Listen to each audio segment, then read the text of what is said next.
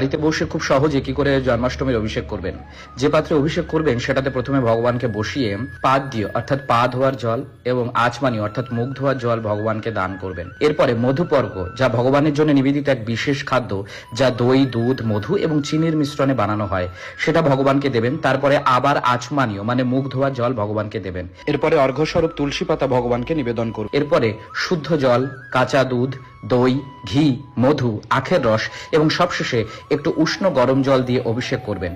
এরপরে যে কোনো ড্রাই ফ্রুটসের মালা ভগবানকে পরাবেন। তারপরে ফলের রস দ্বারা অভিষেক করবেন, যেমন বেদানার রস, আমের রস, আঙুরের রস, লেবুর রস এবং শেষে ডাবের জল দ্বারা অভিষেক করবেন। তারপরে একটা সাজিতে ফুল দিয়ে তার ওপর দিয়ে জল দেবেন সহস্রাধারা। হলদি দ্বারা ভগবানের অভিষেক করবেন এবং তুলো দিয়ে ভগবানের চোখের হলুদগুলো পরিষ্কার করে দেবেন। কুমকুমের তিলক ভগবানকে পরাবেন, ফুলের মালা ভগবানকে পরাবেন, তারপরে কর্পূর আরতি করবেন। এরপরে বিভিন্ন প্রকার পুষ্প দ্বারা ভগবানের অভিষেক করবেন এবং শেষে চন্দনের গুঁড়ো ভগবানের অঙ্গে লেপন করবেন। তারপরে ভগবানের আতর সেবা করবেন, বস্ত্র, মুকুট, বাঁশি ধারণ করিয়ে এরপরে ভগবানকে ভোগ নিবেদন করবেন।